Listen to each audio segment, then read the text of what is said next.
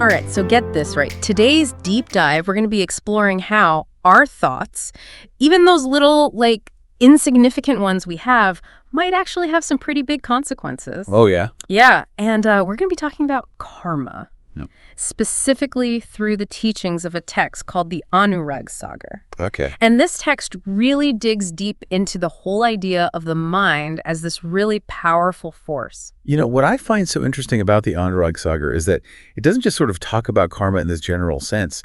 It really digs into the nitty-gritty of how our mind can either be, our best friend or our worst enemy in this whole journey. It's like having a superpower that you don't know how to control, right? Exactly.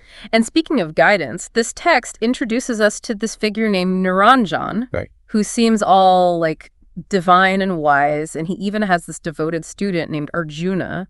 Right. So you'd think, okay, with a guide like that, you're golden, right? Yeah. But here's where the Anurag Sagar throws a curveball. It explains how Niranjan actually ends up leading Arjuna astray. See, that's what I love about this text. It really makes you question everything you thought you knew about guidance, about authority, especially when it comes to spiritual matters. It's like a reality check in the spiritual realm. Exactly. It's don't just take our word for it, Think for yourself. Question things. And that's such a crucial message, especially today, right? When we're constantly bombarded with information from every direction, it's so easy to just blindly follow something or someone without really stopping to think, hey, does this actually resonate with me? Does this align with my values, my understanding? It's like we're all susceptible to becoming that fearful calf that the Anurag Sagar talks about. Oh, tell me more about this calf metaphor. I'm intrigued. So the text uses this really vivid image of a calf that's easily distracted, easily led astray by something that seems appealing on the surface, like, let's say, a beautiful woman. Okay, I'm with you so far. It's like getting caught up in the allure of something shiny and new without really thinking about the potential consequences. Right? Precisely. And that's exactly what the text is getting at. Our minds are like that impressionable calf, so easily fixated on these desires, these attachments that might feel good in the moment, but ultimately lead to more suffering. So it's not so much about labeling certain actions as inherently good or bad, but more about understanding the intention behind them and, the potential consequences that might unfold as a result. Right? You got it. And what I appreciate about the Anurag Sagar is that it doesn't just leave us hanging with these vague pronouncements. Right. It gives us concrete examples like that story about the king. Oh, yeah. What's the deal with the king? Refresh my memory. So you had this king, right? Yeah. At the pinnacle of worldly success. He's got the power, the wealth, the luxury, everything, right? Living the dream, supposedly. Right. But the Anurag Sagar suggests that even he could be reborn into a life of hardship based on his actions and attachments. Whoa, wait, so even a king with all the privileges in the world can get caught in this web of karma. Exactly. It's like a reality check, It's saying that material possessions, social status, none of that makes us immune to the consequences of our actions. That's a humbling thought. It is. It is. And here's the thing. It's not just about these big life-altering decisions we make. Yeah. Even those seemingly small everyday choices we make, they all contribute to this cycle of karma. So it's like every action, every thought has this ripple effect, right? Like throwing a pebble into a pond. Exactly. And, the text uses this really interesting image to illustrate this point. It talks about a bull serving many cows. Okay, now that one's got me stumped. How does a bull serving cows relate to all of this? Well, think about it this way. The bull, in a way, represents us and those cows. Those are like our responsibilities, our desires, all the things we feel obligated to tend to. And sometimes those obligations, those desires, they can really weigh us down, even if they seem positive on the surface. Oh, I see where you're going with this. It's like, have you ever done a favor for someone, but deep down you're kind of hoping they'll return the favor someday? There you go. Yeah. You've just touched upon the essence of what the Anurag Sagar calls karma yoga, this idea of moving beyond that transactional mindset. Okay, break it down for me. What does karma yoga actually look like in practice? Imagine this, approaching all your actions, even the most mundane tasks, with a sense of detachment from the outcome. Detachment. So not really caring about the results of what we do. I don't quite follow. It's not about becoming passive or indifferent. It's more about acting with intention, with awareness, but not getting overly attached to the fruits of our labor. So it's about doing what needs to be done, not because we expect something in return, but because it's the right thing to do. Is that what you're saying? Exactly. It's about recognizing that we're all interconnected, that our actions big or small, they have these ripple effects that extend far beyond ourselves. So it's about shifting our perspective from what's in it for me to how can I contribute to the well-being of everyone. Now you're getting it. And what's interesting is this idea of selfless action. It's not unique to Hinduism or the Anurag Sagar. Oh, really? You find echoes of this concept in various spiritual traditions and philosophies throughout history. So it's like a universal truth, something that resonates across different belief systems. That's nicely. But the question is, if our minds are so susceptible to creating this, sinful karma, as the Anurag Sagar suggests, how do we actually break free from that cycle? How do we become more aware, more intentional in our everyday lives? That, my friend, is the million-dollar question. And thankfully, the Anurag Sagar offers some guidance on this front too, but we'll dive into that right after this. So we've been talking about how our minds can be like this easily distracted, fearful calf, right? And how even the smallest actions can have these huge ripple effects when it comes to karma. Yeah, it's a lot to think about.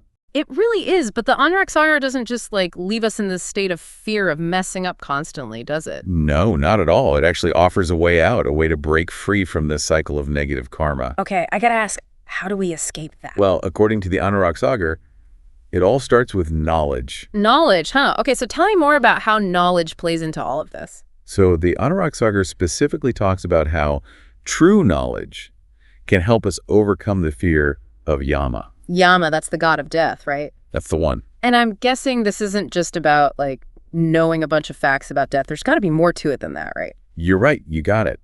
In many traditions, death isn't just the end. It's a transition to something else. And Yama is often seen as the one who guides that transition. The Anurag Sagar uses this really interesting analogy to explain how knowledge helps us deal with this. Hit me with it. Okay, so imagine a rider on a horse. Okay, I'm picturing it. Enlightenment is like this wild horse, and knowledge is what allows you to stay in the saddle. Okay, so if you don't have a good grasp on the reins, you're going to get thrown off this horse of enlightenment pretty quickly, right? Exactly. And the Anurag Sagar seems to be saying that it's not enough to just passively receive information. Right. We have to actively seek out knowledge and understanding if we really want to navigate the challenges of life and break free from this cycle of suffering. So it's not just about, memorizing a bunch of spiritual teachings. Not at all. It's about really embodying that knowledge and letting it guide our actions. Now you're getting it. Which actually makes me think about that story we started with, about Niranjan misleading his student, Arjuna. It's like a warning, isn't it? About really being careful about what we choose to believe, even if it comes from someone who seems like they know what they're talking about. It really is. It's a good reminder to not just accept everything we hear at face value, even if it comes from a respected source. We've got to use our critical thinking skills, question things, and seek out our own understanding. So we've got to be discerning, especially when it comes to spiritual teachings. Absolutely. We all have the power to choose what we believe and how we live our lives. And that brings us to another really important concept from the Anurag Sagar, samadhi. Okay, samadhi. Now that's a word that always makes my brain do a little twist. It's described as the state of being uncorporeal and unindividualized, which, to be honest, sounds a bit like, I don't know, floating in a void or something. It definitely requires us to stretch our imagination beyond our normal everyday understanding. Right, because uncorporeal, unindividualized, I picture dissolving into this vast interconnected web of being. Is that even remotely close? That's a beautiful way to put it. It's easy to get tripped up on those terms, uncorporeal, unindividualized. They seem so abstract. But actually, they point to something that's explored in tons of different spiritual traditions. This idea of expanded consciousness, of realizing our interconnectedness with, everything. It's like that feeling you get when you're looking up at a starry night sky and you suddenly feel so small, but also so connected to something so much greater than yourself, right? You got it. And while reaching samadhi might seem like, I don't know, some far-off mystical goal. Right, impossible to achieve. The Anurag Sagar suggests that it's something we can actually work towards. So how do we even begin to approach that? What are some practical things we can do in our daily lives to cultivate this kind of awareness and understanding? And that's where the Anurag Sagar brings it back to that idea of mindful action, of karma yoga. It's all about being present in each moment, aware of our thoughts and our actions, and really trying to live a life that's aligned with our values.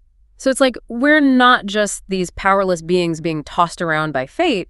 We actually have the ability to make conscious choices in each moment, and those choices have an impact. Precisely.